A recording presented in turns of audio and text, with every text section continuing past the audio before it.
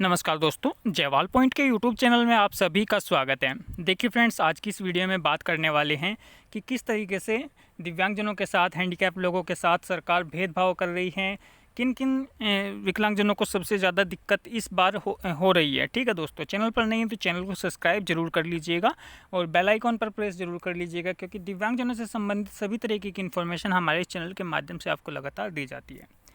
चलिए दोस्तों, बात करते हैं। अब देखिए, इस टाइम पे जो सबसे बड़ी दिक्कत आ रही है, सबसे बड़ा जो सामना कर रहा है वो ओए कैंडिडेट। ओए मतलब वन आर्म, या फिर बीए बोथ आर्म, या फिर OL one arm one leg, B O BOAL, ठीक है, BLOA, यानी कि वही सब जिसको हाथ में दिक्कत है। ठीक है, मेरा कहने का मतलब यही पर्पज़ है कि जिन लोगों को आर्म में दिक्कत है उन लोगों के साथ सबसे बड़ा गलत हो रहा है। गलत इसलिए हो रहा है, मैंने पहले जो ये वीडियो बनाई थी वो BL कैटेगरी को लेकर के बनाई थी उस टाइम पे, लेकिन अब मैं बात कर रहा हूँ वन आर्म के साथ। सबसे ज़्यादा कैंडिडेट वन आर्म के हैं। ठीक है, बोथ आर्म प्रॉब्लम कम ही है, वन लेग।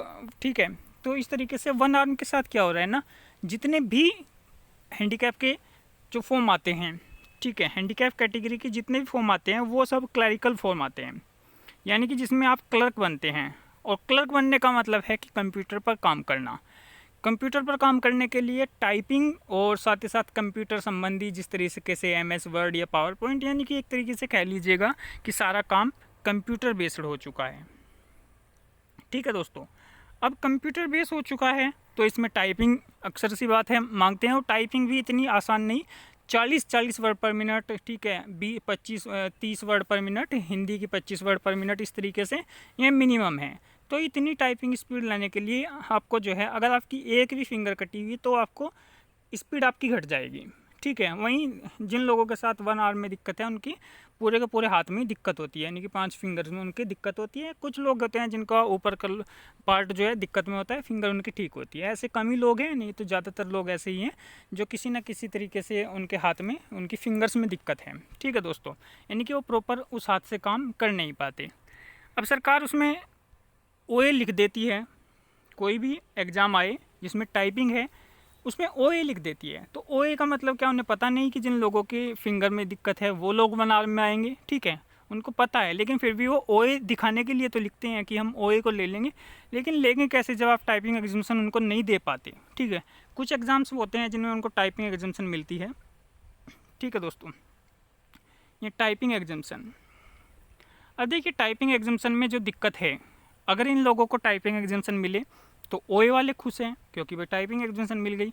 वहीं टाइपिंग एग्जामिनेशन ना मिले तो दिक्कत है BL वालों को, OL वालों को, क्योंकि उनके हाथ प्रॉपर ही काम करते हैं, उनके पैर में दिक्कत है। तो कहीं ना कहीं दिक्कत दोनों कैटेगरीज में है फिर।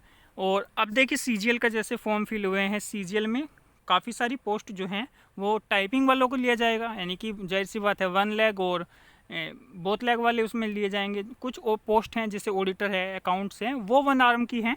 बाकी ज़्यादातर पोस्ट जो हैं वो वन आर्म के लिए, तो उनमें सभी में लिखा हुआ है। ऐसा नहीं कि वन आर्म अगर टाइपिंग कर देता है, उसको मान लीजिए ऊपर के पार्ट में दिक्कत है, उसकी फिंगर से ये तो कर लेता, वो टाइपिंग कर देगा तो उसको ले लिया जाएगा।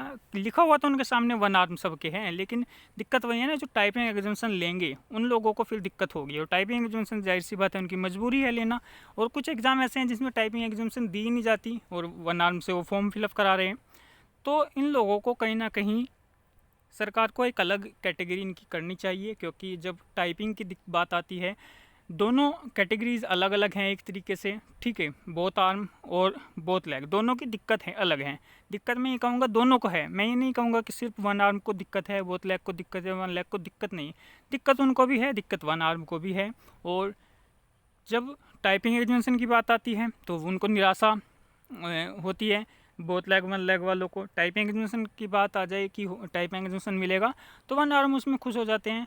तो देखिए, उनको भी दिक्कत है, क्योंकि जब वो जो लोग मेहनत करेगा टाइपिंग करके जहाँ वहाँ तक जाएगा और पता चलेगा उसे कि सामने वाले ने टाइपिंग एग्जामिनेशन ले ली है और वो चला गया, तो उसमें बहुत बड़ी दिक्कत होती है। और वहीं टाइपिंग एग्जामिनेशन ना आपको, आपके लिए फॉर्म निकले और उसमें आपको कह दिया जाए कि आप इसमें सेलेक्ट हो जाओगे, लेकिन आपको टाइपिंग करनी पड़ेगी और आप टाइपिंग आपसे नहीं होगी, तो उन लोगों को भी निराशा होती है, उन लोगों को भी दुख होता है कि मैं इतनी मेहनत करके यहाँ तक आया और मेरी कमी की वजह से, मेरी दिक्कत की वजह से मुझे बाहर किया जा रहा है। ठीक है, तो सरकार को क्या करना चाहिए, जितने भी गवर्नमेंट एग्ज़ाम हैं उनको 1 आर्म की सीट अलग होनी चाहिए।